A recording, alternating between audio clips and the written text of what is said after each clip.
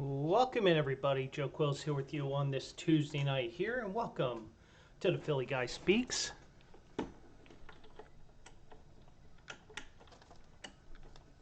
Had to fix the light there. Sorry about that. It's a Tuesday night here, and it's a Tuesday before the start of the madness. Well, for some schools, the madness has already started. The Howard Bison, you go. They lost to the Wagner Power Painters earlier tonight. Oh, I'm sorry, the Seahawks. I'm sorry. But we're here. We're going to have some fun here tonight. I'm going to talk NCAA tourney without actually giving my picks. And part of the reason why is I haven't filled out my bracket yet. That is a plan that I have for tomorrow on top of the 18 million other things that I have planned on my day off. But I'm going to look through the bracket, just look at it like if I was live with you guys on Sunday afternoon or Sunday evening. That's what we'll do. We'll pretend it's Sunday evening, and I'll take a look at the brackets here. We know what they look like, but, just little thoughts here and there.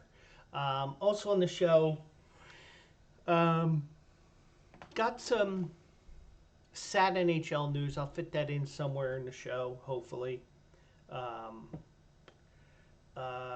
We got some additional NCAA tournament news. Well, actually, about the NIT and what I think that they should do with the NIT. And also, Jimmy Garoppolo admits that he's at fault for his positive test when he was still with the Raiders. So we'll get to all that later on tonight here. I do want to begin with one thing. And as you know, this podcast is part of the Bleacher Brothers Network. And I write for Bleacher Brothers. And on Monday, I had to do 2 races. I had to do a second race. Because I had the race of the day, which was at Will Rogers Downs. First time I played that track in a while. Well, probably a couple years, probably since the pandemic, because they were one of the 2 or 3 tracks during the week that was keeping horse racing fans from going bat crap crazy. And they did their part in keeping us sane when we were all in lockdown. If you want to talk about March Mayhem, which this is my shirt from 2019 when I opened up my Westgate account, it was mayhem in 2020 when everything was locked down because we didn't know what the hell was hitting us. But um, but yeah, Will Rogers came. Will Rogers was the featured track Monday and Tuesday on the Daily Racing Forum, so I ran with that, like I do, because usually Mondays and Tuesdays are Parx Race 6. So why they choose Race 6, I do not know, because it's not the feature race of the day. Because usually the feature race is usually the next to last race of the day, or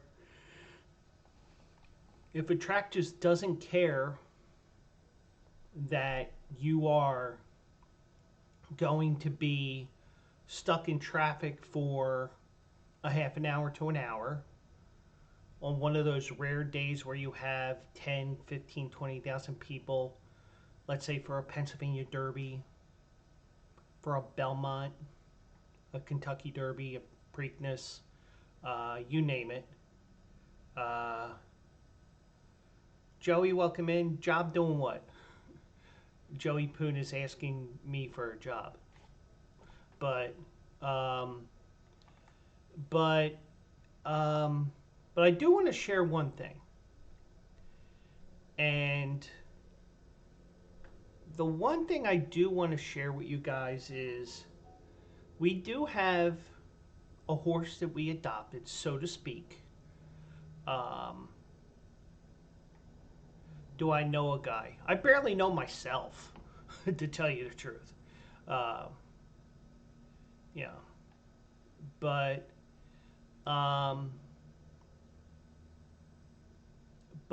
you know, we adopted a horse, so to speak. Not really, kind of, sort of. His name is Uncle Ernie. I don't have any horses. I just play them.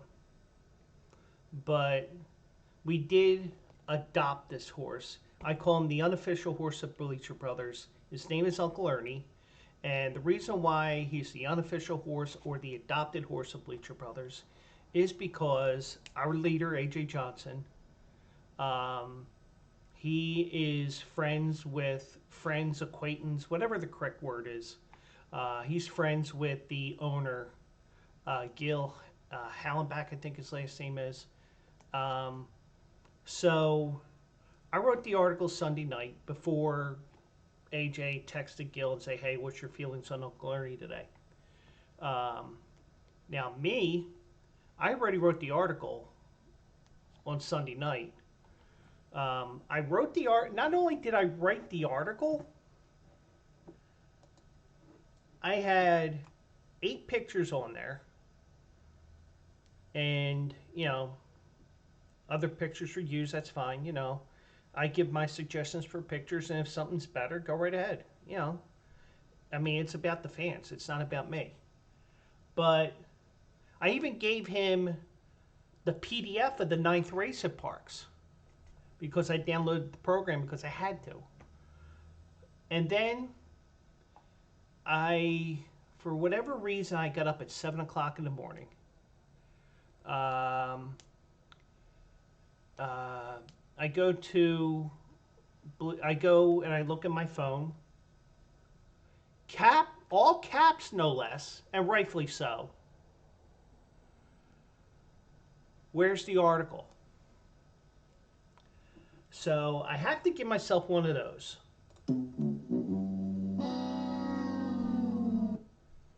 And Joey wants to know where I can buy Joe Quill's merch. I don't have any merch yet. I am working on that. It's like 16th on the list of things I'm worried about right now. Work, job, bills, you know, other things as well. But it is on the list in the mental Rolodex. I do have a couple of things I want to work out. But if you want better merch than me, go to BleacherBrothers.com. There, I think it's still up there. I admit I read the articles. I don't look for the merch, but I already have merch. But you know, but Bleacher Brothers, and you know, who knows? Maybe we will get merch of me, Quills Picks Winners, and you know, something sarcastic in the back like, fade the shit out of them or something like that. And oh, by the way, 10:12 p.m. tonight is your first curse word of the night. Congratulations to me. So I do have to play this race. And those that were watching the Bleacher Brothers show last night already saw the result. I actually called in and I gave my synopsis on the race like it was the Kentucky Derby or something. Well, to us, it's our own personal Kentucky Derby, but I'm going to share the race with you here. So I'm not going to see the screen for a couple of minutes here, and that's not what I want because that's a story for later. Let's go to this race here. It's the 9th race of Parx. It's a allowance optional claiming for $53,000. About $33,000 to the winning owner. Uncle Ernie's the 5. He actually goes off 3-1 here. These are just morning line odds. Jessica Paquette with the call here for the 9th race here at Parx.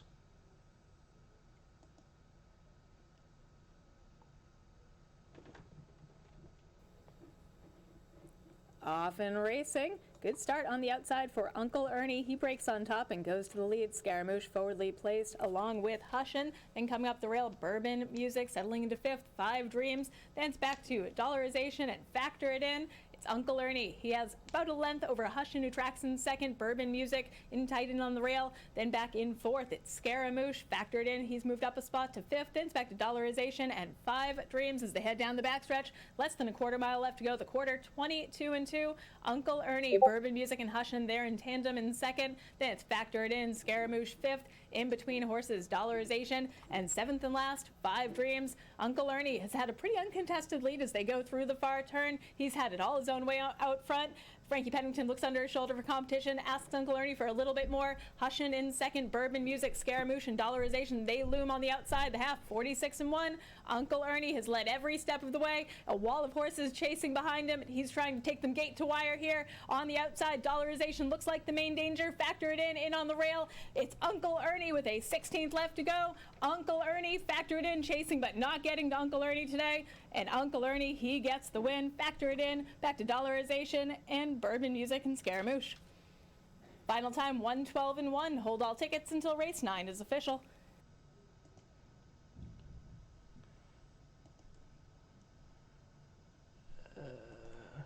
Whoops. Hold on a second. There we go. And yes, Uncle Ernie wins. And I picked Scaramouche because Scaramouche, Joey wants a Fandango.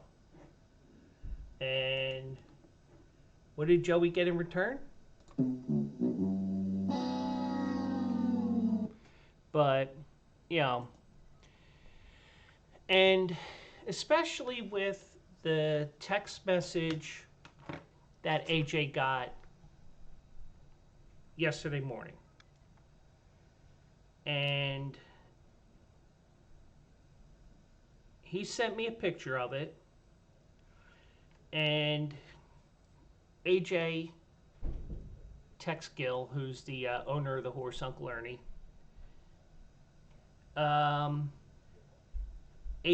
asked, can I make some money with Ernie today? The owner says, beats me, he's healthy. Be nice if he wins a check. Now, the last race he ran, which was first race off the layoff after being in Florida over 4-month period, 5-month period, however long it was, we were talking about this numerous times over the last week because I was on Bleacher Brothers twice. Sometimes that second race off of a layoff is the one that helps you win, and sometimes it's the third race off the layoff. And some horses, they just win right off the farm. But in this case, Uncle Ernie went right to the front, and like I told AJ, I don't care how fast Uncle Ernie is going. If he has an uncontested lead like he did there, it's over. And Uncle Ernie did win. I think he paid $8.80 to win. And that meant that I got zip in return for my wager because I had Scaramouche, who was 10-1. But I had reasoning behind it. Scaramouche had gone into the race winning 6 of 8, even though he had an ugly race at Gulfstream. And, part of the thinking was, okay, well, he's coming up from Gulfstream. And for some reason, when you're training in Florida because of all the humidity and everything else, it opens up their nasal passages more. It's something weird with that, but it wasn't the case. Uncle Ernie was out on the front and game over.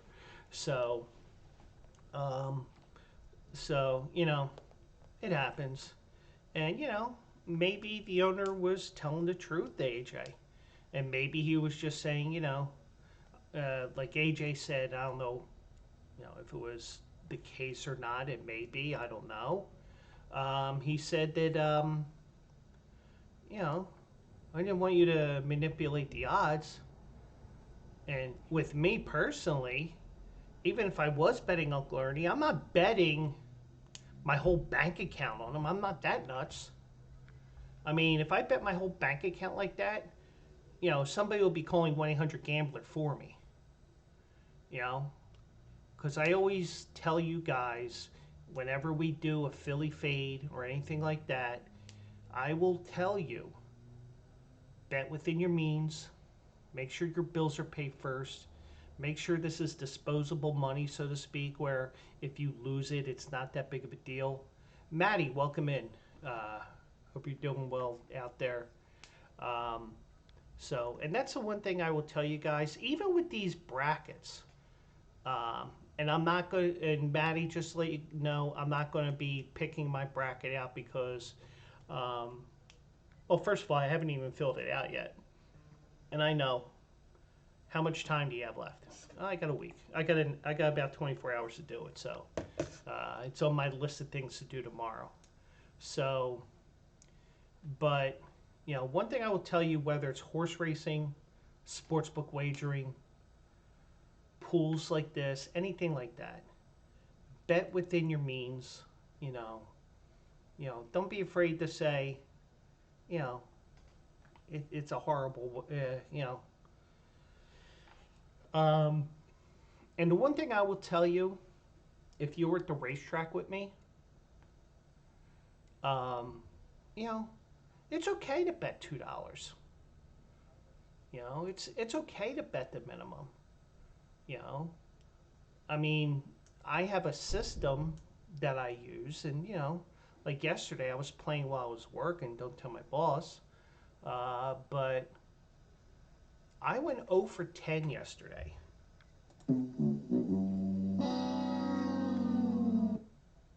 And, that's kind of hard for me to do because I usually fall into somebody that wins. But, I mean, I have a severe case of second-itis right now, which basically means my horses finished second. And for the first 6 races, my horses finished second. I was like, geez, can you give me a winner? And I thought I had a winner, and then it just went back the other way. I mean, it took the lead and then hit the wall and tired. But yeah, so Uncle Ernie did win. His owners do get about $31,000, and then multiply that by 40%, or add 40% to that winner's share, because at Parx Racing, because Uncle Ernie was bred in the state of Pennsylvania, the owner gets an additional 40%. So good for him, even though you may think he was trying to give AJ a hard time, but seriously, AJ and I don't know the conversations that Gil is having with his trainer, John Service. And yes, that's the same John Service that almost won the Triple Crown with Sparty Jones 20 years ago. But, we don't know what's going on between Gil and John Service. John Service may be saying, I don't know. And also, maybe Gil read the program and he said, well, maybe he read what I wrote even. Hushing goes for the lead. This other horse goes for the lead. And Another horse went to the lead instead of one of the horses I was thinking of, but still, you know, if the horse gets loose on the lead, that's it. And that's what happened. But I did want to share that here because apparently that run on 995 did help Uncle Ernie, as we said. We joke around about that, but you know, we have so many inside jokes in the Bleacher Brothers show that we do come up with some stupid stuff that we say, and you know, and I know Maddie. He said he finished his bracket as well. I'm getting back to that comment. Um, you know, not sure if you saw the video from last night, but I was on Bleacher Brothers briefly. I called in, and you they praised me again for my quick wit.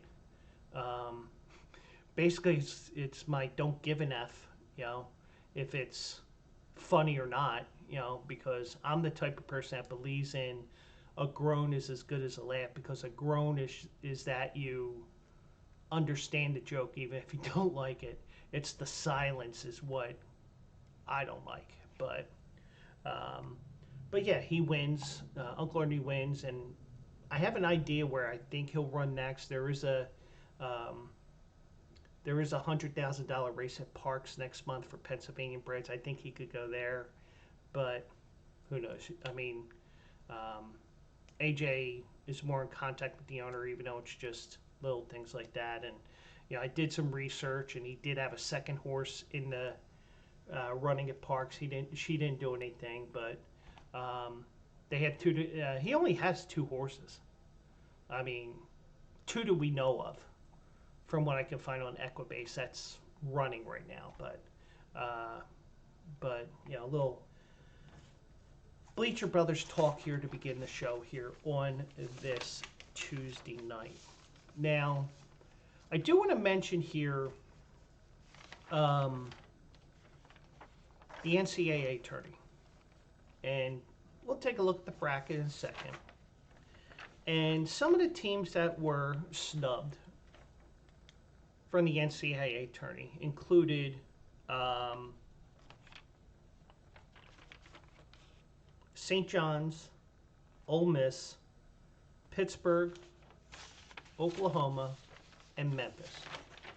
Now, why did I bring up those schools?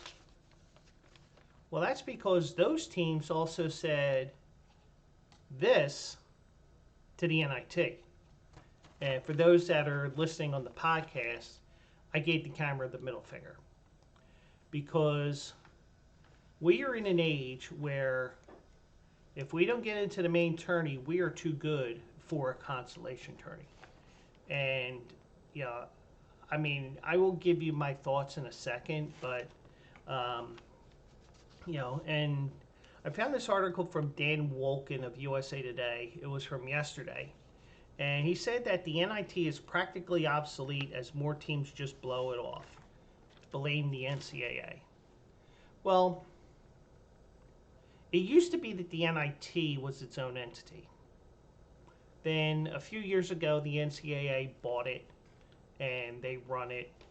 And, you know, and it isn't what it used to be. And also, I bet not many people know this, but the NIT Final Four is not at Madison Square Garden anymore.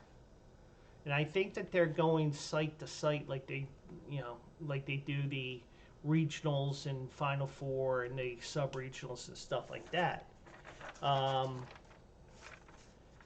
The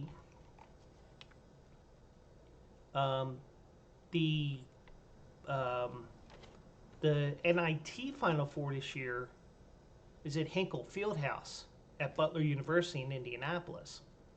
Now,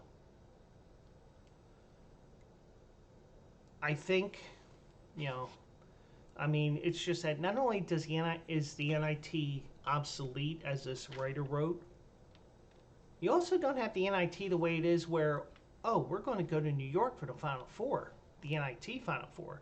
And that's partially because when the NCAA bought the NIT, it gave them the license, so to speak, of holding the East Regionals at Madison Square Garden, because Madison Square Garden was the only arena in the Northeast that housed an NBA franchise that did not host a regional final.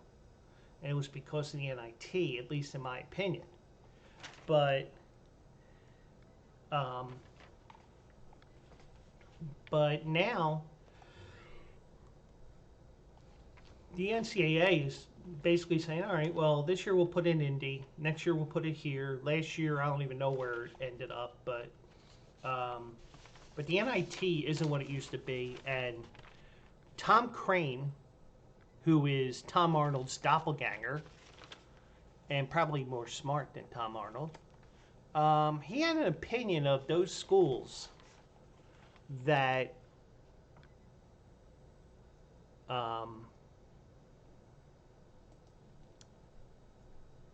he had an opinion of those that did not want to be part of the tourney, be a part of the NIT. So here we go. This is from Sunday night during the NIT, the NIT selection show. And yes, they do have an NIT selection show.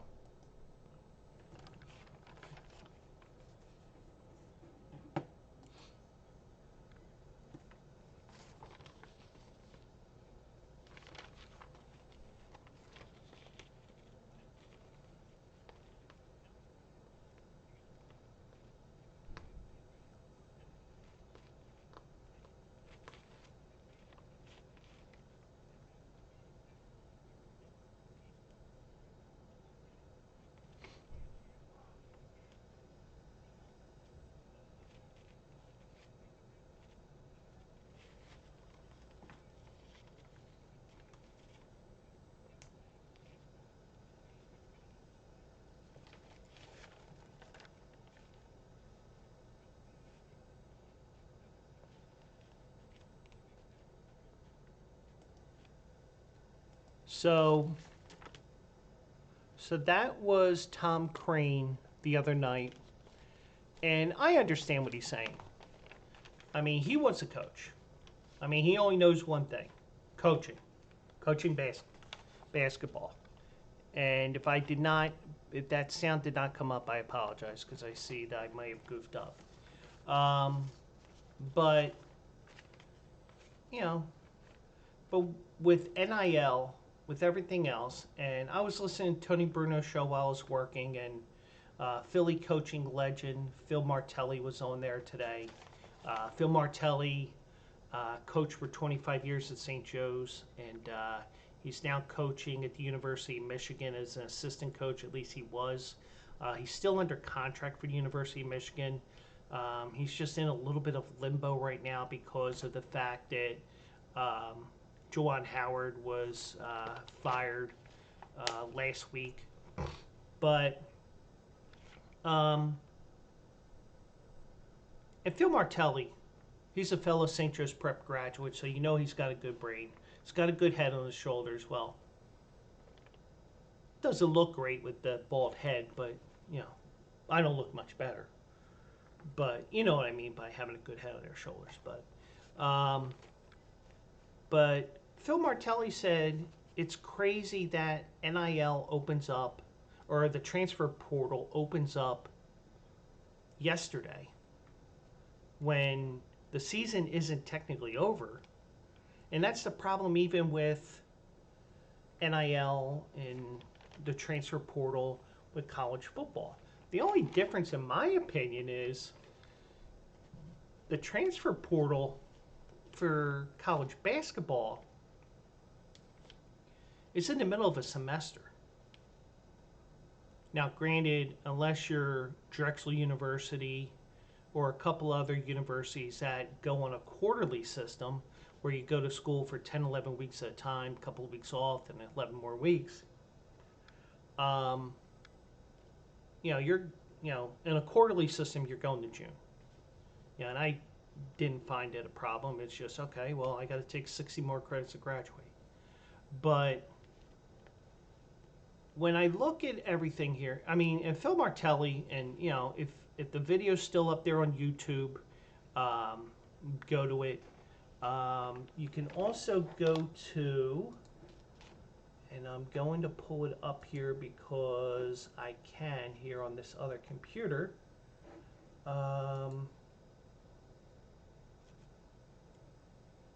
It's twitch.tv/,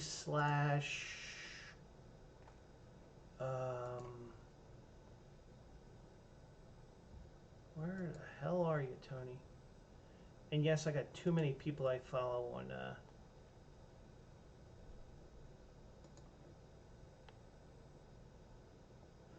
Tony Bruno Sports Network.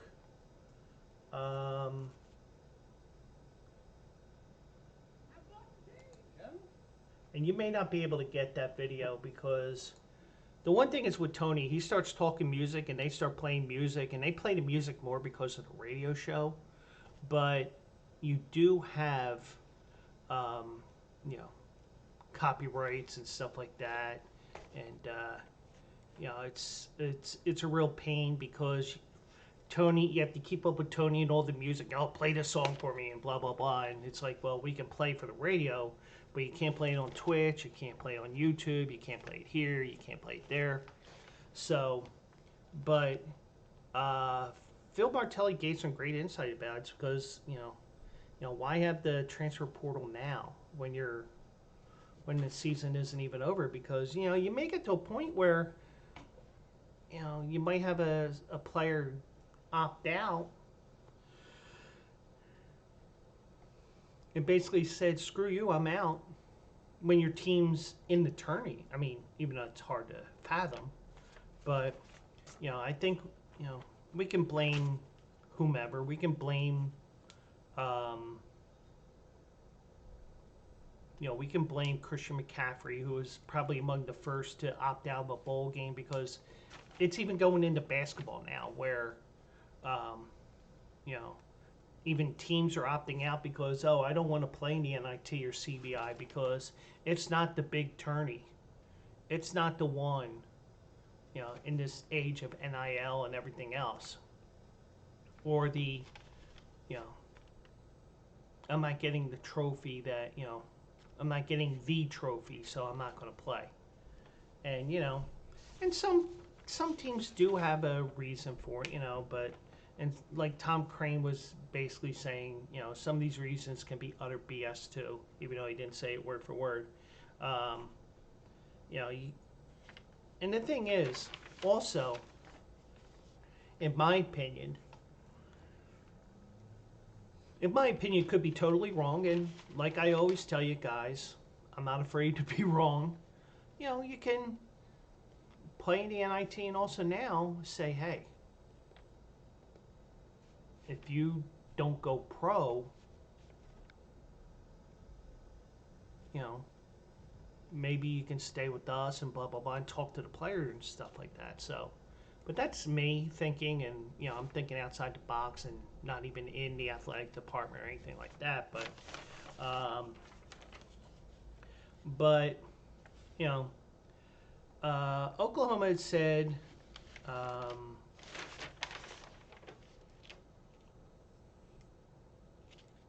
just trying to see where I put it here, because it was on here.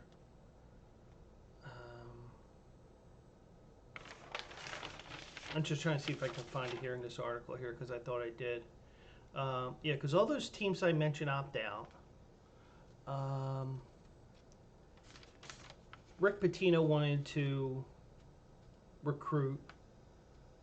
He thought it was best to prepare for next season.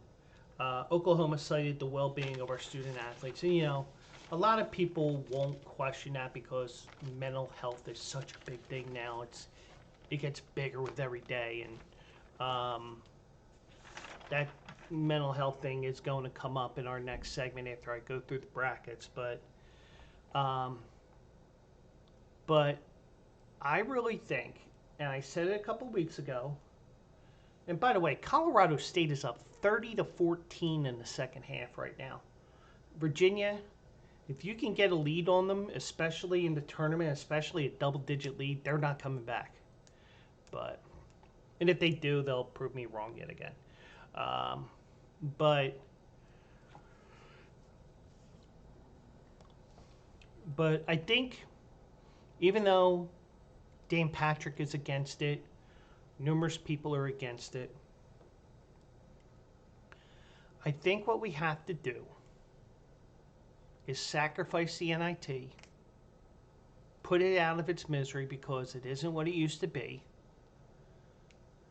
And little did I know the reason why, like this year with the NIT, what the NIT used to do up until last year, they rescinded the rule this year. They said that, okay, well,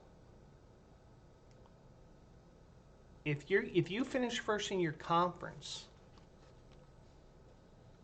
and you do not win your conference tourney and you do not get selected by the selection committee, you can play in the NIT. So there were 17 or 8, I think it was almost 19 number one seeds that lost in their conference tourneys. Now I would say that there'll be about 12 that would have gotten in, because if you had that rule, you could have done that. But now there was something that Big East, Big 10, Big 12, they were guaranteed 2 spots in the NIT, if I'm not mistaken. And I'm not going to look it up here, and if I'm wrong, so bad.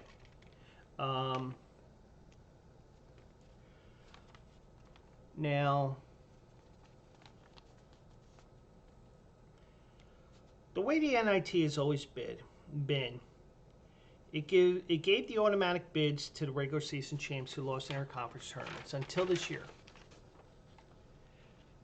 Previously, this had given a lot of good mid-major teams a platform to keep their seasons going and get national exposure they may not have received otherwise. Which is good. Good recruiting tool, even though, like for example, you say, oh, Drexel, they're a good team, even though they're not playing in any tournament. I'm just mentioning that because Drexel's my college alma mater. Ooh, Drexel's a good team. Let me contact the coach. Hey, coach, how are you? Stuff like that. Then, it's a good recruiting tool. But Dan Wolken here cites this, that the NBA was spooked by news that the Big East, Big 12, and Big 10 were in conversations with Fox, their television partner, to hold a 16-team postseason event in Las Vegas that would essentially be a direct competitor with the NIT. Now, technically, the NIT had 2 other competitors up until the pandemic, and that was the CBI and the CIT, the College Basketball Invitational and the College Insider Tourney. So they got rid of the automatic bids so that those power conferences can get additional bids. And I think the Big East got 4 or 5 bids in the NIT, but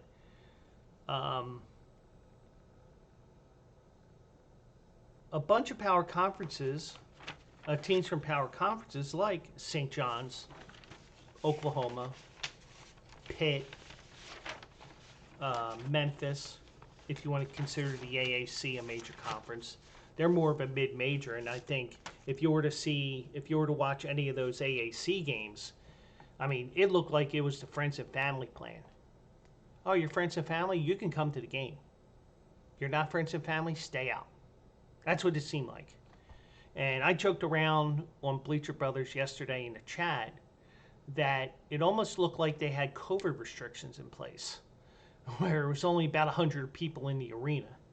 That's what it looked like. But,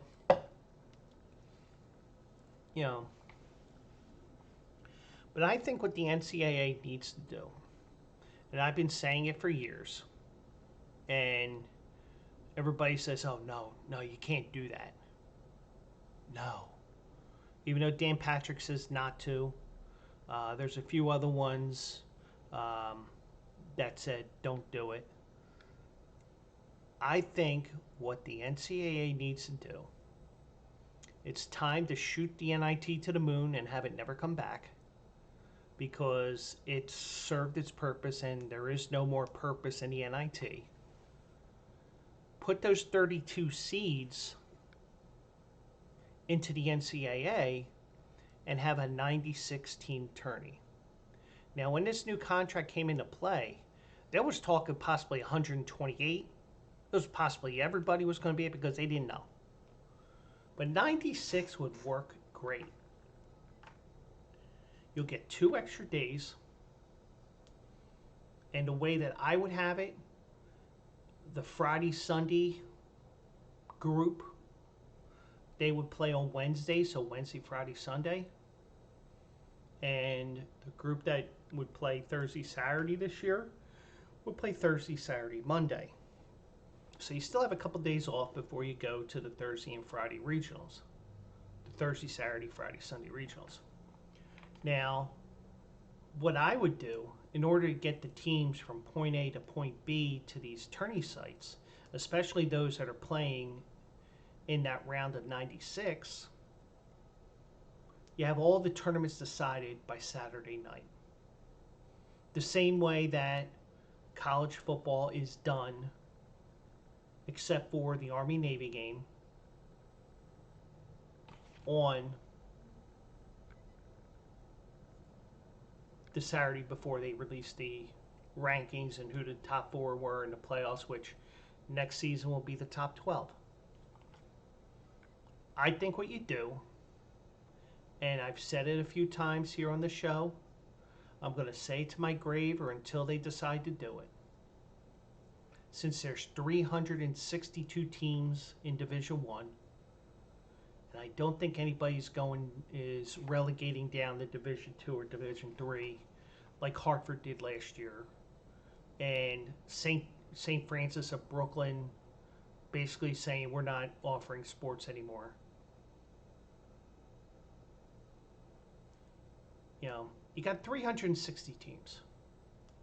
You had about 280 in 1985 when they radically expanded to 64. So it was basically 1 in 4. It was a little bit higher than 1 in 4, a little under 1 in 4. You're talking about 1 in 4 for the most part. You know, considering baseball is 12 out of 30, football's 14 out of 32. Basketball, if you want to include the play-in tourney, it's 20 out of 32. 20 out of 30. And the NHL is 50%, it's 16 out of 32. And I know we're comparing apples and oranges with pro sports and college sports, but in a way, college sports is technically pro because they're getting paid. You know, now it's, okay, well, instead of giving you $100 handshake or a bag of money and a bag of McDonald's food, McDonald's bag, you know, instead of that, you now have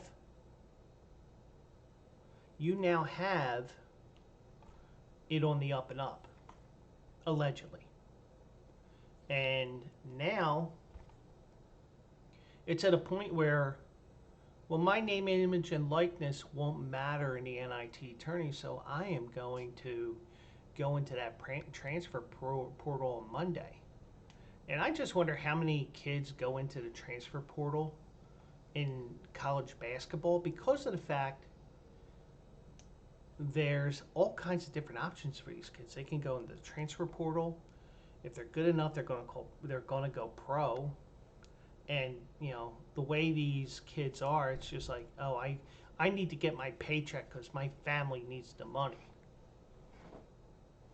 Well, a lot of times the kids just don't, you know, the kids just do, you know, I just wonder if they're actually being guided correctly, whether it's an agent or family or whatever. You know, I you know I question a lot of things, and I was kind of against NIL, but part of the reason why is because when you're a student struggling to make ends meet without athletics, and you end up with a student loan that's six figures now, you know, it's a little unfair that this kid doesn't have to worry about loans, doesn't have to worry about room and board, doesn't have to worry about books, while I mean, but it is, back when it's like, well, you can't work, you can't do this, you can't take money, and it's kids had a right to complain as well. So it's a no-win situation. It was a no-win situation, but but you still have this issue here, and I still think what you do is you make it a 96-team tourney. I think also with the fact that we've had a couple of number one seeds fall in the last couple of years, one being Purdue last year, and the other being this Virginia team. Well, not exactly this team, but this school. They lost to UMBC. You're seeing a lot of. I think it's time that you expand it because it's the 16 now can occasionally beat that number one because of parity in the NBA, because the one and dones, and also the teams that are those smaller schools, and also the teams that are the mid majors. Those schools they got a senior laden team. Now, from doing these brackets over a few years ago, it just means that they get a mid-major in the first round instead of a team that you would think has no chance in hell. Playing the SWAC champion, or playing the Wagner Power Painters, or you're playing whoever's playing tomorrow's 16-16 game, whoever that is. The SWAC champion and whatever. But the one thing I always got with the 96 teams is the regular season is not going to mean much. I've thought that through. And it's going to lead back to the NIT talk here in a second.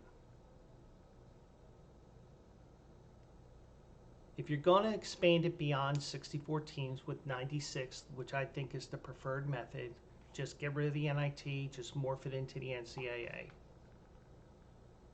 I feel like what you have to do to make the regular season mean something is if you cannot get a 500 record in your own conference, or you get a 500 record overall versus Division I schools. And the reason why I put that caveat there is because in certain parts of the country, those Division I schools are so spaced out that are not in your conference that you're forced to play these D2, D3, or NAIA schools. So you have to do those games every once in a while so that they can have a step up, and even though you're taking a step down, you're getting a game in, a glorified scrimmage in most cases, even though some teams do lose to these non-Division I schools. So my suggestion is, if you're going to play those non-Division I schools, if you win, the win doesn't count towards your overall record in terms of qualification. However, and here's a perfect example here from the 22-23 season. And I used this in a betting angle on the Philly Fade, which was then called the Friday Fade. I said, Drexel is playing Delaware State. Delaware State came into the DAC after losing by 20 to Division II school Goldie Beacom. And Goldie Beacom wasn't a great team. At least I don't think they were last year. And Drexel blew them out by about 35. And the line was like 18. Now,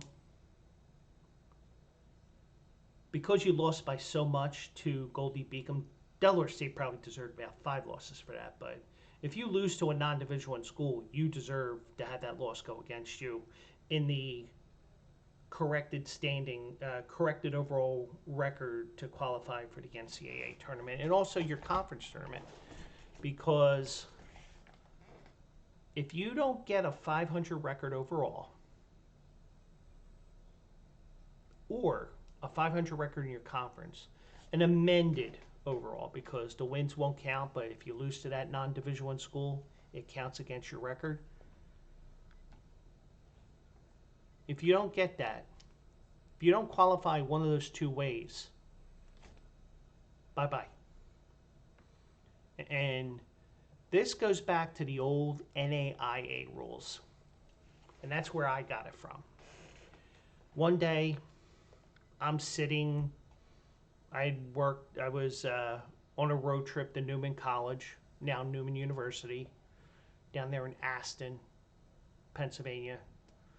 One of the last exits before you go into Delaware on 995. And after the game, coach was trying to get the game in to the NAIA office because Holy Family was an NAIA school at the time.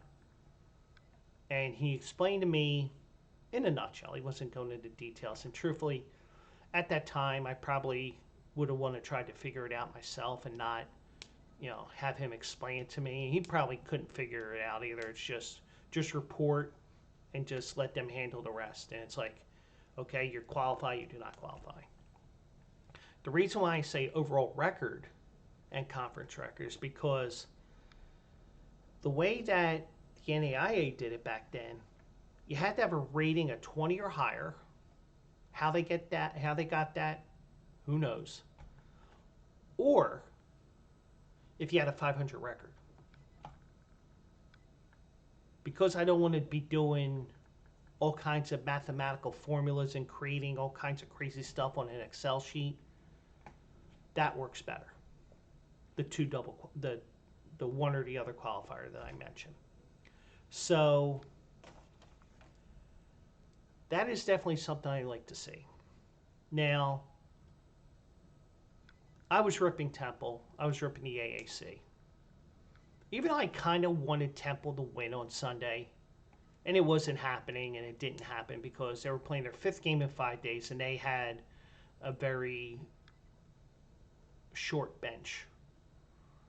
They didn't have many players on the team that they had in our normal rotation. It showed against UAB on Sunday. But, you'll say, well, Joe, NC State, they won 5 in a row, but, you're comparing apples and oranges here. NC State isn't that bad of a team. It was just that they ended up in a deep conference where they had to play 5 games in 5 days. But Temple ended up the year 17-20, so that made them 13-19 going into the tourney, and they were well under 500 in conference. They would not have been in this tourney. They wouldn't have been in a conference tourney in my bizarro world.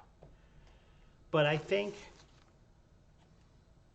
that this qualification system that the NCAA should adopt and these conferences should adopt would make those final games mean something, because imagine being in the Big East and you're 15-16 and you played all Division I schools but you're 7-12 in conference. You win that final game, you're 500 overall, you get in. Or you're 9-10 in conference, but you're in the SWAC, which is probably the worst Division I conference in college basketball. And you have 11 wins on the year, so you're 11-19 going into the tourney. But because you're 9-7 in conference, or whatever, however many games, let's just say they just played 16 games in the conference. Okay, you played 16 games, you're 9-7, but you're only 11-18. Ugh. But you know what? You met that qualifier, you're in. And I was praising on my Twitter at Joe Quills on Sunday, and you can scroll down. You'll have to dig a little bit for it, or maybe you just search at Joe Quills Brown. And I do want to give my joke that I had ready to go on Sunday evening, or early Sunday afternoon while I was working. I had to give my joke one of those.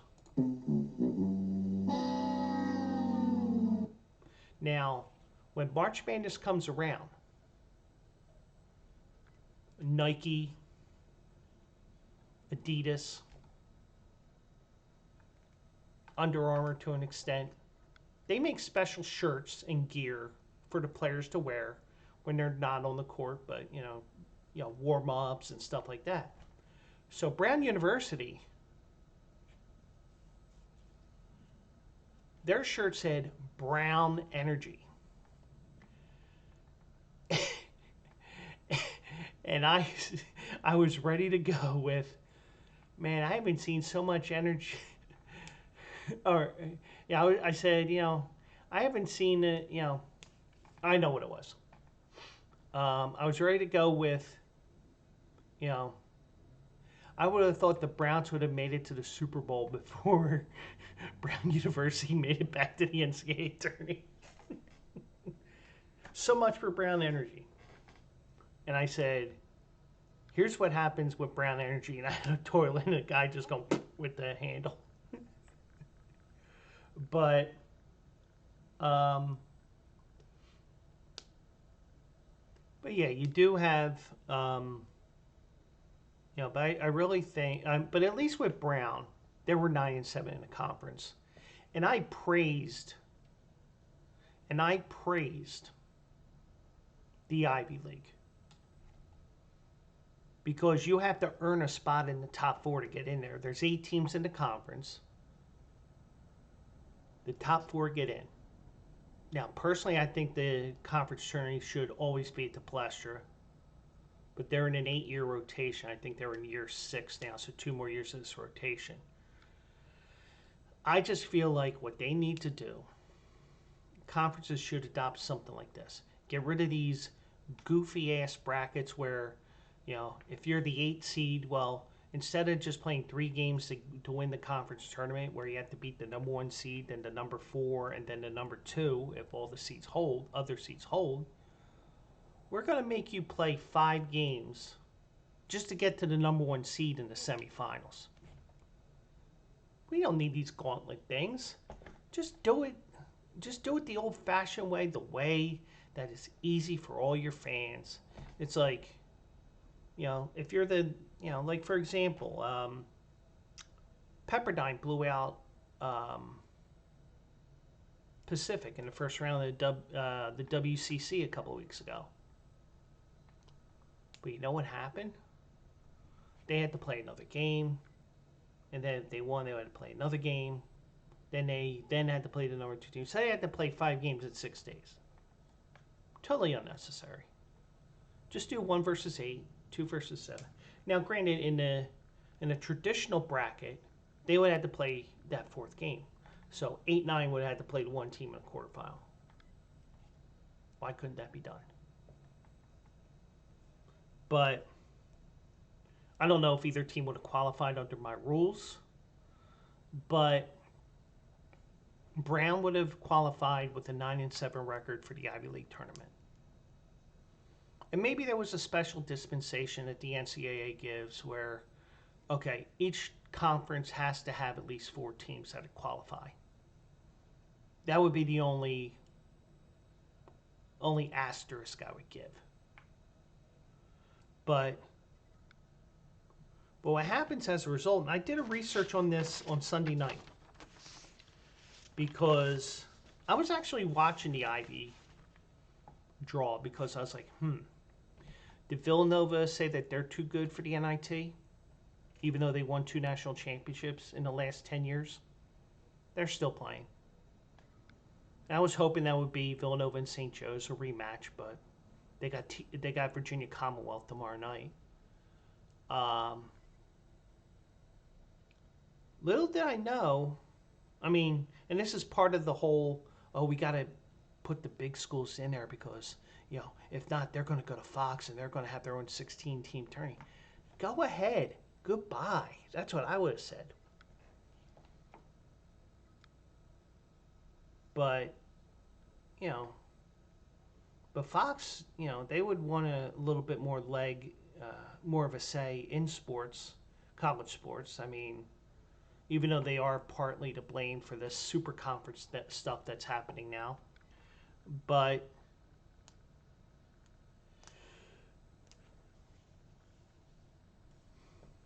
Xavier made the tourney, and they were 16 and 17, 7 and 18. So I did a little research. They won a game in the Big East tourney, and they lost one, so they're still 1 under. I looked at their conference record. 9-11 or 8-12, one or the other. In my world, they would not have made the conference tourney, the NCAA tourney, or the NIT tourney. I think if you have an under 500 record, both in conference and overall, you do not deserve to play in a conference tourney or a championship. You do not deserve postseason. Maybe it's just me. Maybe it's because of my NAIA start to college. But I really think you need to change things up. But until we do have our brackets. And we will quickly go through these matchups here. And I'll tell you what. When I first saw these brackets the other day, and you see them on your screen right now, and we'll start with the East region there because that was the first. That was the first bracket to be announced here.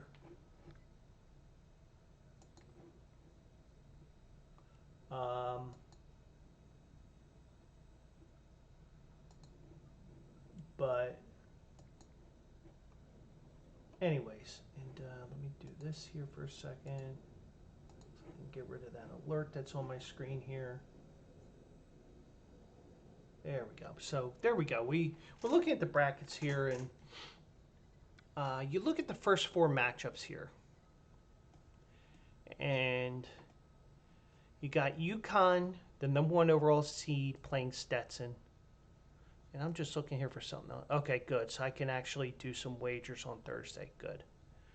Even though it's a pain in the ass because ESPN doesn't do the way I want them to do it. So let me get rid of this somehow. Collapse drawer. No, I don't want that. And by the way, Colorado's up 18, so they probably will be advancing. Official bracket. There we go. So UConn plays Stetson. That is in Brooklyn. And then Florida Atlantic, who is partner, which we Bleacher Brothers partner with, they get Northwestern. And then in the other half of that quadrant, which I forget where they're playing at, San Diego State plays UAB and Auburn plays Yale. Now, as I'm working, and I see those first 3 matchups come up, I'm like, holy crap.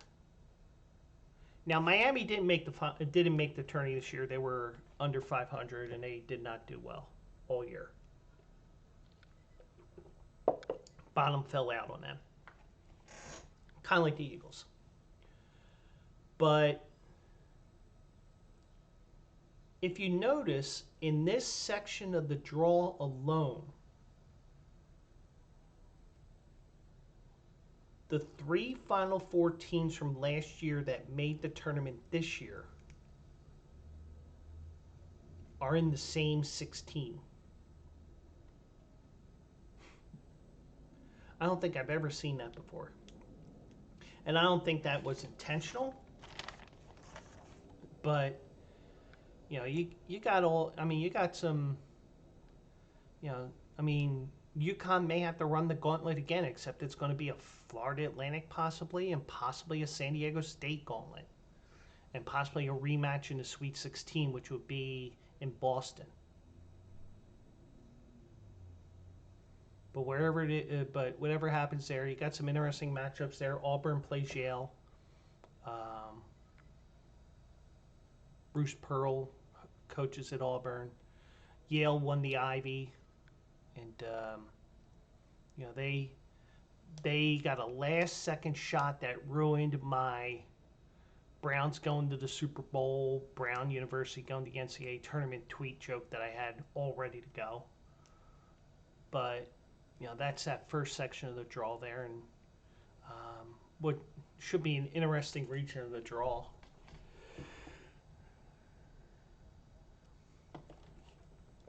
Then, one thing is with BYU, because they're not allowed to play on Sundays because of their Mormon religion and tradition, the NCAA has to put them in a setup where they go Thursday, Saturday in that little pod there with BYU, Duquesne, Illinois, and Morehead State. And by the way, you gotta love Morehead, but the Stormin' Mormons, as I like to call them, they take on Duquesne, who is qualified for the NCAA tournament for the first time in 47 years. I don't think that inbreeding was a thing back in the day in Pittsburgh like it is now. But Duquesne, you know, it's like, what do we do? Because it's been so long since they've been in there. Illinois and Morehead State, that should be an interesting matchup. Illinois won the Big Ten tourney. Washington State, they haven't been in the NCAA tournament for a long time. They draw Drake, who beat Indiana State, and the Kareem Abdul-Jabbars, you know, the center, even though he's not white, he's actually Hispanic, but, you know, they call him Kareem Abdul-Jabbar, as in cream of wheat. And I still say that his kids are going to be cream of some young guy. But, you know, I kind of like Drake there, but I have to do more research on that. And that's what tomorrow's for me. And then Iowa State takes on South Dakota State. And I've actually seen some people saying South Dakota State here. So we'll see what happens with that. So they'll be going to Boston. They'll be shipping up to Boston. I won't play that song. Tony probably would make me if he was on this stream. But those are that's that section of the draw. Then this has been updated, and the great news is it updates as you go along here. So if you're sitting here on Thursday or Friday, this bracket will update automatically. North Carolina takes on Wagner. They defeated Howard. And I was saying this a couple times, and nobody wanted to run with the joke that I had. Even though I've been praised on the Tony Bruno show and also the Bleacher Brothers show about my quick wit. You know, I was saying, can you imagine if your name is Howard Wagner and you see these two teams play? But North Carolina takes on Wagner. They would play the winner of Mississippi State at Michigan State. And the one interesting thing with Mississippi State and Michigan State, you're guaranteed to have an MSU in the second round. Now, then in the other half of that 16, you have St. Mary's and Grand Canyon. Grand Canyon won the WAC for the second straight year. They take on St. Mary's, who won the WWC. St. Mary's, you know, could they be an under the radar team? I've been burned by them numerous times.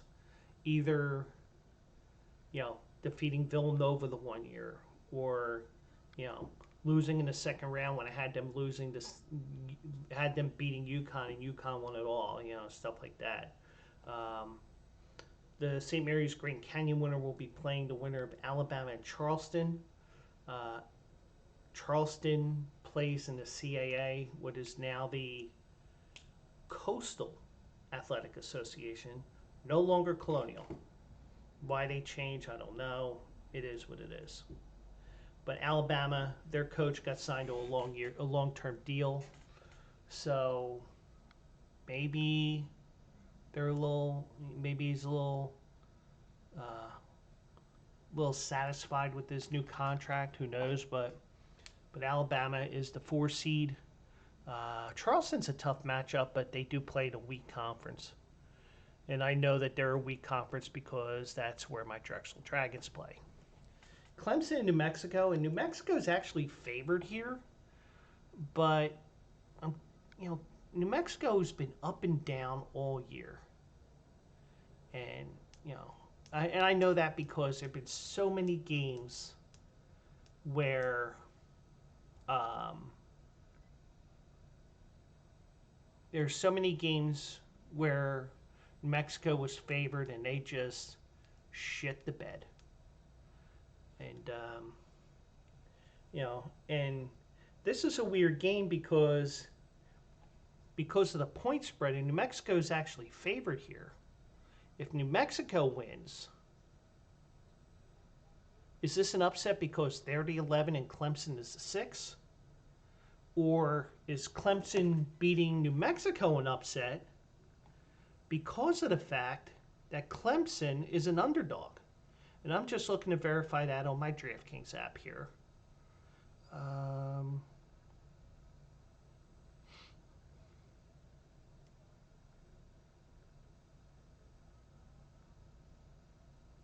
this is acting up on me. WTF over.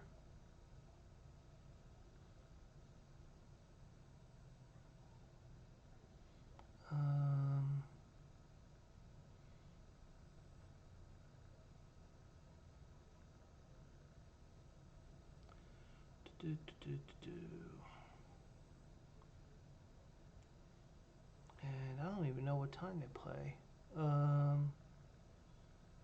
Or day, for that matter.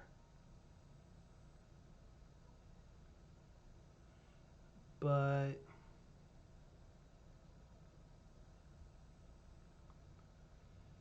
New Mexico is a 2-point favorite over Clemson. So the question is, and this is a great topic that I would love to have, even if I have my own radio show.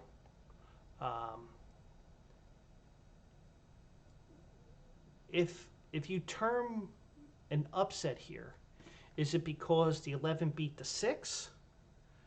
Or is it an upset because Clemson's the underdog in this game because they're a 2-point dog? Crazy stuff. And I'm not looking at the lines either. I heard that on TV or whatever today, and I was like, mental note. Because I don't...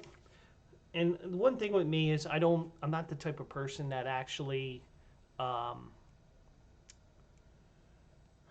actually writes notes down. I try to remember things. I try to rely on my sponge for a brain where I hold on to useless information like you wouldn't believe. Baylor plays Colgate. Colgate, best teeth in the NCAA, but bump. Dayton takes on Nevada. That should be an interesting game. The A-10 versus the Mountain West. And Arizona versus Long Beach State. And I saw a crazy stat today, and I think I shared it on my Insta stories. By the way, go to Joe Quills on Insta and also on Twitter and Threads. You know, I post stupid stuff, and every once in a while I do post everything once in a while that makes sense, and I did not put it on there. I did not share it. Let me check one other thing.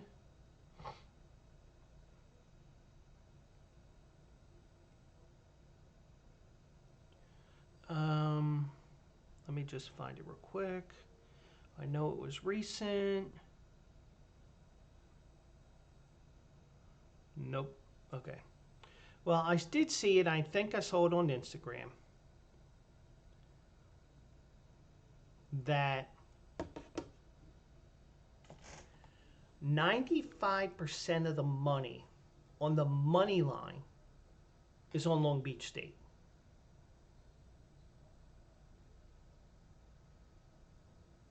Now, I would be the person where I would tell you, if you're going to bet money lines on the underdog blindly, do it in the NIT, not in the NCAA.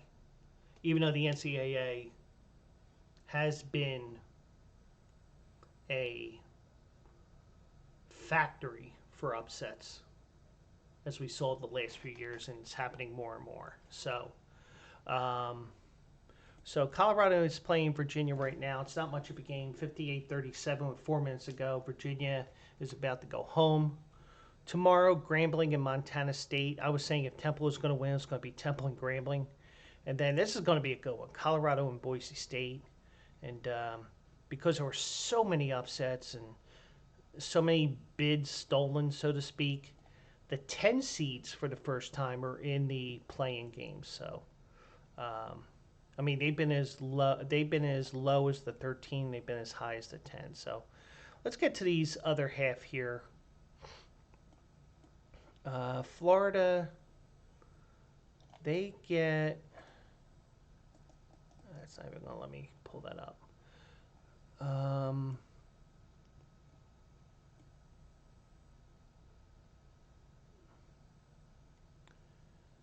So Houston takes on Longwood, and just to let you know, the last 3 years, and I shared this on my Facebook page, I mentioned it on the Tony Bruno show. I shared this. In the last 3 years, a top 2 seed has lost in the first round to a team with a phallic/euphemistic name. For example, in 2021, Oral Roberts defeated Ohio State. In 2022, St. Peter defeated Kentucky. And then last year, Fairleigh Dickinson defeated Purdue. So this year we have Longwood take on Houston.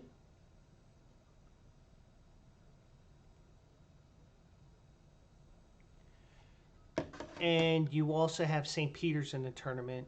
I think I mentioned them. I think they may be in this right-hand side of the draw. But and then we have the Trev Alberts Bowl.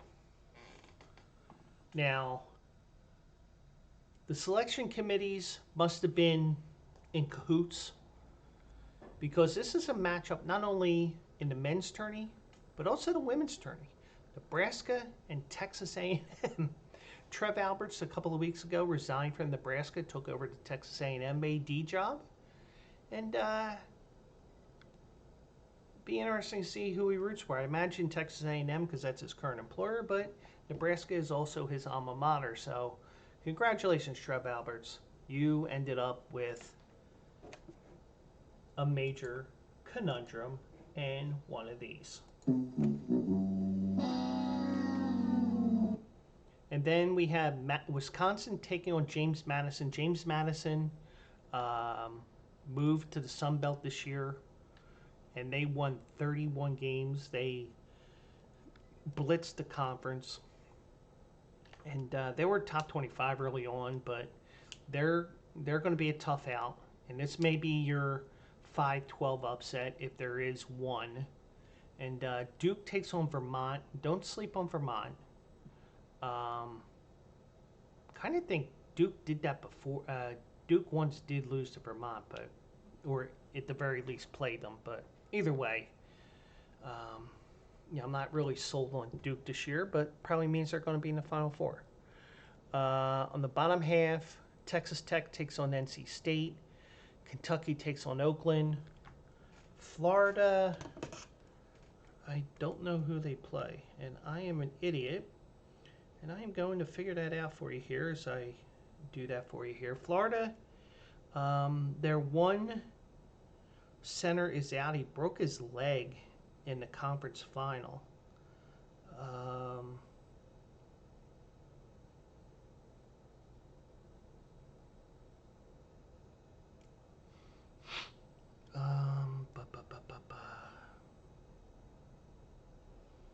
I don't know. Who is Florida playing here? I'm going to have to do it this way. Oh, well. So let's go over here. NCAA bracket.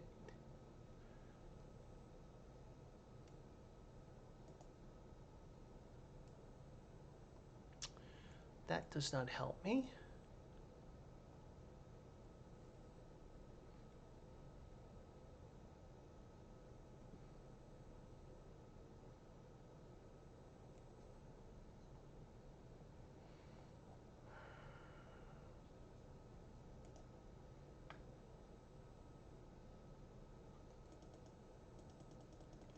Okay, Florida has the Colorado Boise State winner. So Texas plays Colorado State as they're up big with a couple minutes ago. So, and then Marquette takes on Western Kentucky. Marquette, they're a good team. It's just they got beat up a lot by by Connecticut this year. Purdue gets the winner tomorrow's 6:30 game. Grambling and Montana State. Utah State and TCU. A lot of people are on both of these 12 and 13 seats here. McNeese taking on Gonzaga. McNeese has the former LSU coach that got fired for NCAA violations. He ends up going to McNeese State, or McNeese as it's now called. And Samford, they get a Kansas team that is a little beat up right now. And Samford does run and gun. And if they're hitting their shots, Kansas is going to have a tough game on their hands. So that's that quarter. And then this quarter, or this 16, there you see St. Peter's again with the phallic or euphemistic name. South Carolina takes on Oregon. A lot of people are on Oregon here. Creighton and Akron, I'm probably pretty high on Creighton. Texas will take on Colorado State. That is just about over. 2 minutes left. Colorado State up by 26, and St. Peter's takes on Tennessee, and they are fighting for the right to play in Phoenix, well actually Glendale, in a couple of weeks.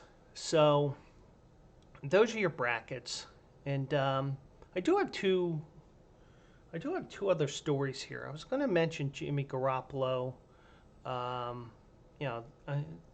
This is going to be a quickie here as I go back to me here. Jimmy Garoppolo, Timbers play the Union on Saturday. Yeah.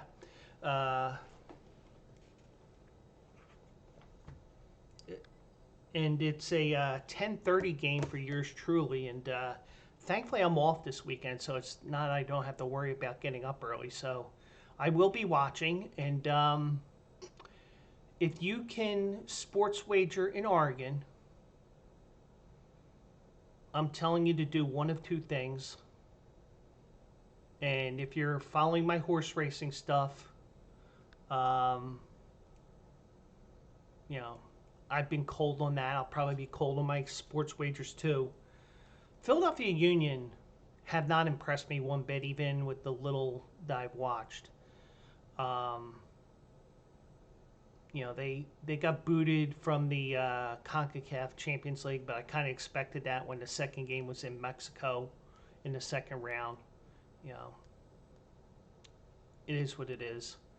In MLS play, 3 matches, 3 ties.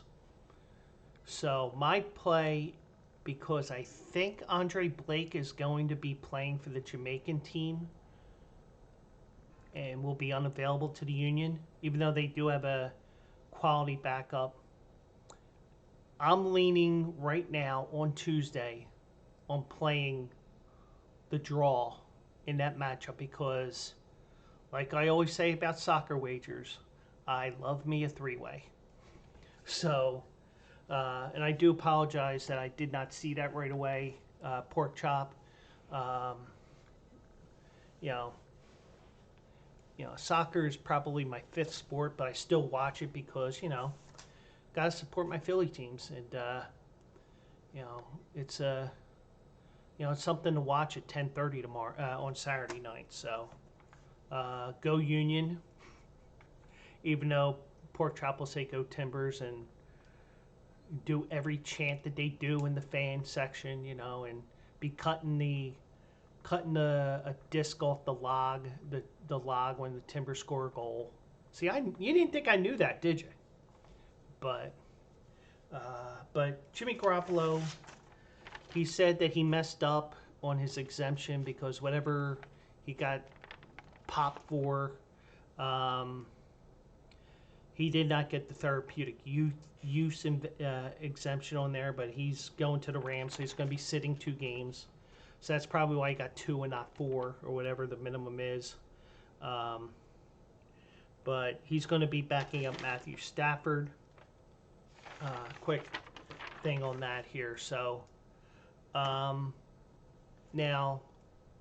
I do have a sorbet after this, but I got to mention this story because 2 horrible stories in the National Hockey League, or the former players.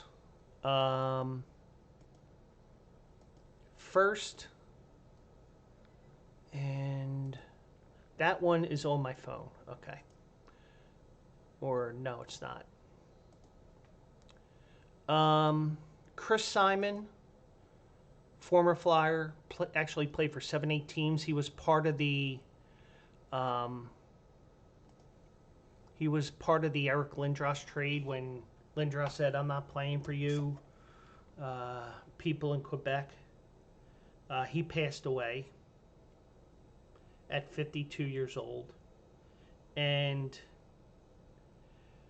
there are rumors of what happened, and I'm not going to go into details, but let me see if I can find the story here. Former winger Chris Simon. His death was confirmed on Tuesday by 2 of his former teams, the Avalanche and the Islanders, according to this article by Ryan Clark.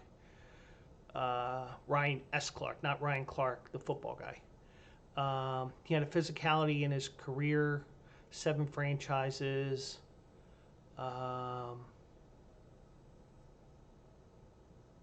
Chris was never afraid to stand up for his teammates, according to the Alumni Association. He played a key role in the dressing room. He was a beloved friend, father, brother, and son. And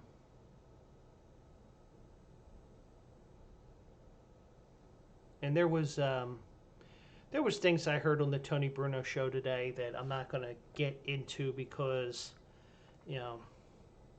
let the guy rest in peace.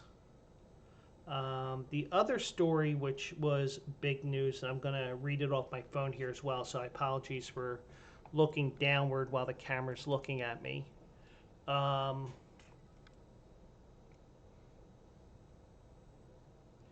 Konstantin Koltsov, who played 3 years with the Penguins, Russian.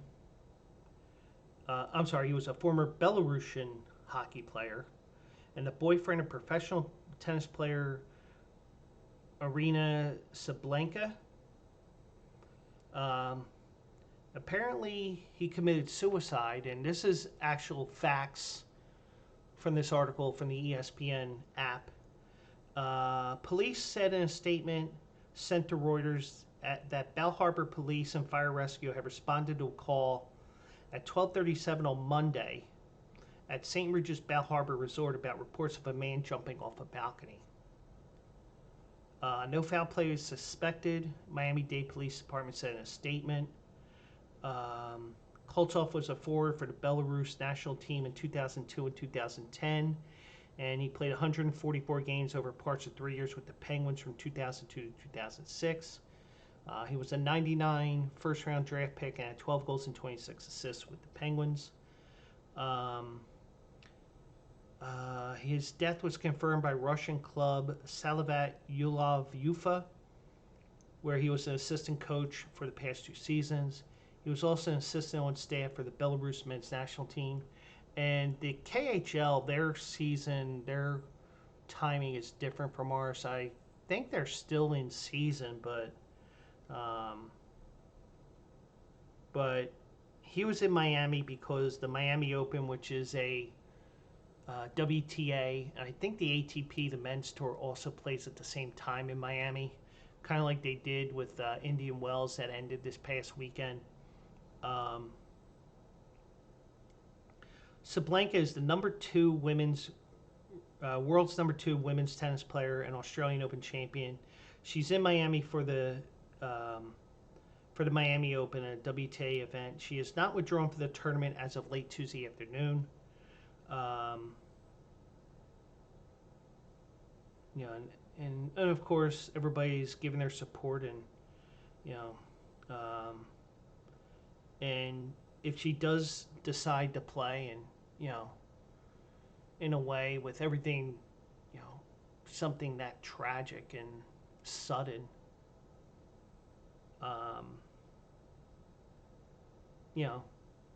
she has every right to withdraw at the last minute, and she may have withdrawn between when this was posted and now, for all we know.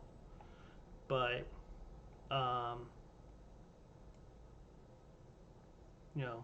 Caroline Wozniacki said, "I love her. I think she's a great person. She's always so happy out there. To see her go through that is heartbreaking, and there'll be no news conferences following her matches, Sablenka's." So whether she plays or not, this is a perfect example of, there's things more important in life than a tennis match. Or in her case, since she's one of the top players on tour, earning points, defending your ranking. When you lose a loved one like that, whether it's a father, a sibling, a partner, it's an unfortunate thing, and we don't know any details of what happened, but and I can tell you from my personal experiences, and my experience with my parents are totally different. It's not, neither of them had neither of them had any suicidal tendencies. It was just that my mom died of one thing. My dad died of another medical thing. And that was it. And the one thing I will say is,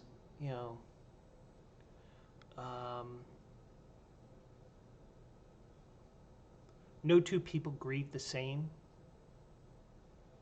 And, some people may still be grieving years after a loved one passes away.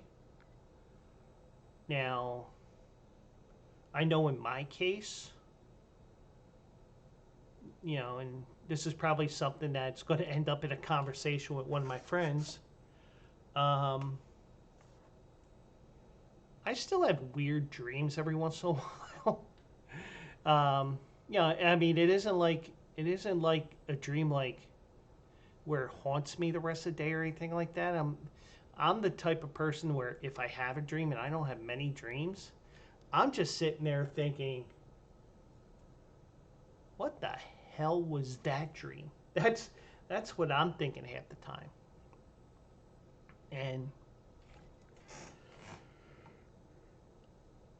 that's the case with me. And whatever dream I had, which was off the rails because it was like all I remember was with the dream was I was flying home from somewhere for some reason, and I had to be in work, but I wasn't working from home like I am now. I had to actually go into the office, and I couldn't get to the office in time. And and what makes it go off the rails, so to speak, was that it's like, what am I doing in this part of the city when it's nowhere near where my office is or something like that? You know what I mean?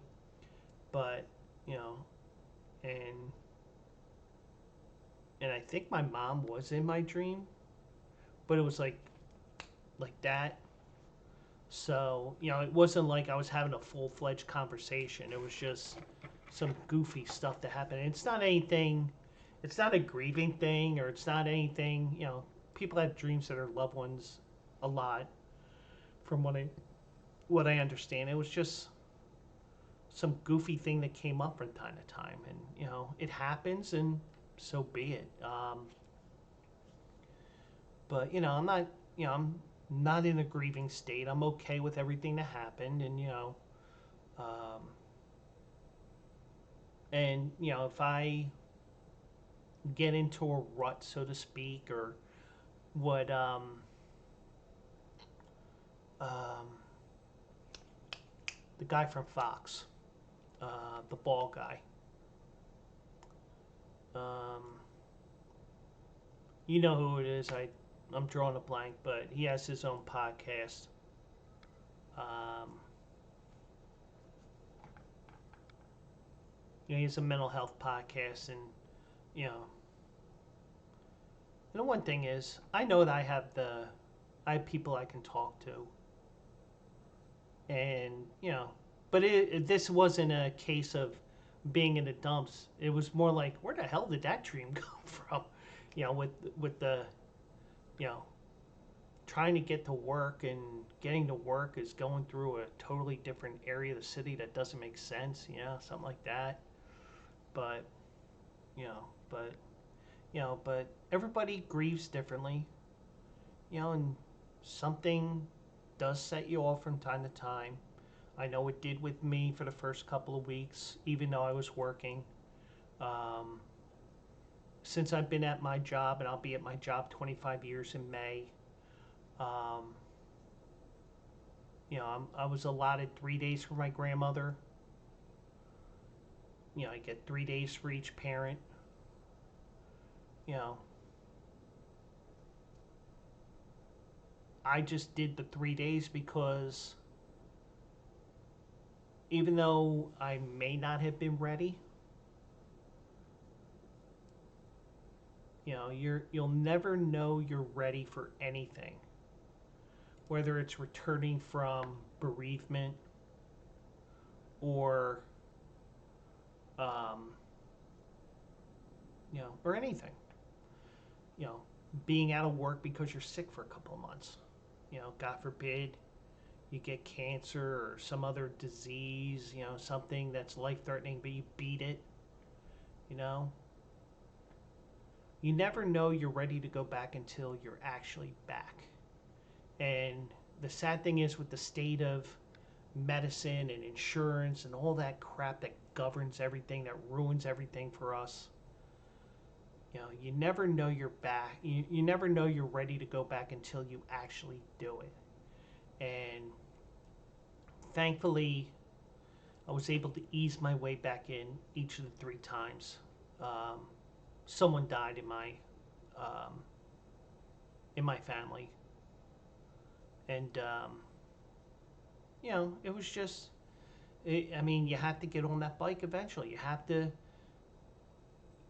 put your foot in the pool, or whatever your saying is about getting back on that bike or whatever. You have to do it, and you know, and whether Sabalenka goes to play Thursday or not, you know, I think she has the entire crowd behind her because of everything that happened. I mean, it could be it could be a Brett Favre type moment when his father died and he still played on Monday Night Football many years ago when Green Bay played in Oakland on Monday night. Or it may be that she crashes and burns in that first match and may even retires because it's like, hey, I thought I could mentally do this. I can't. I need to walk away. I apologize to the fans. I apologize to everybody. And, at the very least, the WTA is doing what's best for her and saying, hey, we can't do any interviews with her because let her have her time. And maybe she did talk to the WTA and said, I'm still playing and then I'm disappearing so I can go to the funeral or whatever. We don't know, but I respect whatever decision she makes. I mean, I haven't watched tennis like I used to when I was younger, but I kind of dabble every now and then because, I do it the Tennis Channel and blah, blah, blah. But, you have to respect her decision whether she attempts to play, does not attempt to play, withdraws from the tournament or not, in a situation like this, the one thing I will say is, and it was especially the case last year with the Buffalo cornerback. My brain is fried, so the one thing I said is there's no script for this. You can plan certain things, even like what to do when a guy has a heart attack or anything like that. It's bugging me that I don't know Damar Hamlin. That's who it is. Even as I was just about to pull up the information. Even with someone like Damar Hamlin, that whole situation, until it happens, you just don't know until it occurs. And it's one of those situations, like, for example, I know locally here in Philadelphia, SEPTA was doing emergency preparedness training down at Pattison Station, AT&T, whatever station name it is now. I think it's NRG. But the one thing I will say is, you can prepare as much as possible, but until it happens, and even if it does happen, you're still not going to be prepared for the next time. And I really think there is no real script on what to do for a person like that, like a Sabalenka who lost her boyfriend like that. But,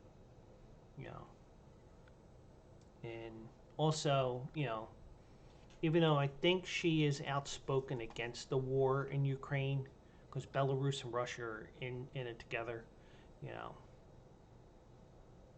let's overlook her nationality right now, because anytime somebody loses a loved one, that is a tough thing. So let's close with a little bit of sorbet here. And I shared this on my Insta story. I know I saved this, so it's not like me trying to find something stupid that I wanted to mention. So this is actually something I saw today that made sense, that made me laugh. And this is a screen capture of a tweet from Tom Caron, Caron. And he has the same sense of humor that I have, where I have on my Twitter, Joe Quillen, no checkmark needed. He has blue checkmark redacted. So he said that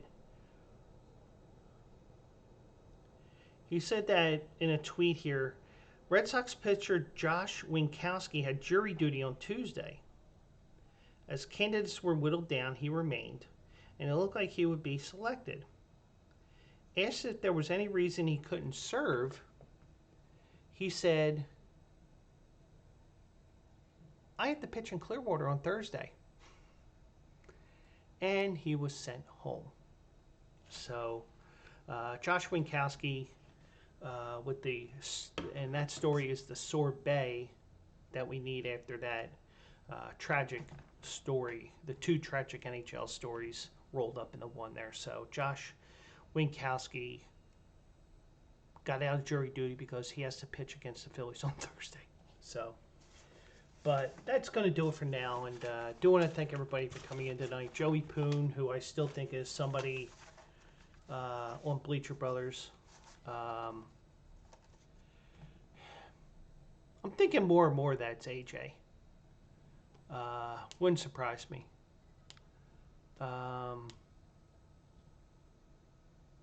Asking me if I know a guy and then saying, can I be your horse trainer? And, you know, and Joe Quill's merch. I think it was AJ, but, you know, whatever. They can have their fun. And if SJ and Brian were here, I would just say, let them play on. So either way, thanks to Joey Poon or whoever you are. Maddie was here, Pork Chop Express, and anybody who's watching, listening after the fact, do appreciate everybody that takes the time. And I'll be back here live at twitch.tv/Joe Quills at 10 p.m. Eastern. And maybe a bit of a sidecast because we do have NCAA action, as we have the first round of the tourney. We'll be into the final set of games on the day, and maybe we can get a couple of winners here. So I'm not prepared to give out any picks tonight because the way I normally do my analytics in my head, and if somebody were to ask me what those analytics were, I couldn't explain because it's just like looking at a bunch of numbers, let them rattle in my head. Kind of like the way in Married with Children, Kelly Bundy was at the roulette table and she just let her mind go blank and then went 12. And then 12 would come out on the reel. Then she would go 23. And then 23 would come up. Kind of like that because that's how I was making my basketball money. It's just that it's a pain in the ass with ESPN suddenly for the second straight year deciding we're not going to put those stats on the screen. We want to fuck around with you a little bit. So, but anyways, that's it for now. And I do appreciate everybody that takes the time to join me here tonight. And I will be back Thursday at 10 p.m. Eastern, 7 p.m. Pacific. And if you're watching on YouTube or listening on the podcast, go to twitch.tv/Joe Quills. Give me a follow. I'm 8 away from my 50 followers, so I can get affiliate and go from there and start doing even more fun stuff with you guys. So we'll go from there. So do appreciate everybody, and I'll be back Thursday. Got a day off from work. I got an article to write tonight. I think it's Tampa Bay Downs tomorrow. And that was my best track in January, and everything's gone to shit in the last 5 weeks. Got to get back on track, but in more ways than one. But I'll be back tomorrow, Thursday at 10 o'clock versus the NCAA tourney. I'll be sitting here like this, changing channels all night. And I hope you join me as well. And I am part of Bleacher Brothers. And Philly Guy Speaks is part of Bleacher Brothers Network. Check us out for more information at bleacherbrothers.com. And I will catch you Thursday night. Good night, everybody.